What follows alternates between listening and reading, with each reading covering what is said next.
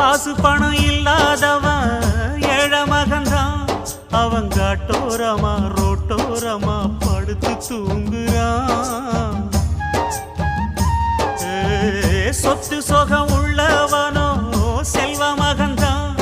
அவன் பஞ்சு மெத்த போட்டிருந்தும் முழிச்சு ஏங்குறான். எது மற்ற பேர்களுக்கு ஏது கவலை, 4 காசு வச்சிருந்தா 100 கவலை. இங்கு ஆசை வச்ச நெஞ்சுக்கெல்லாம் அமைதி இல்லையே.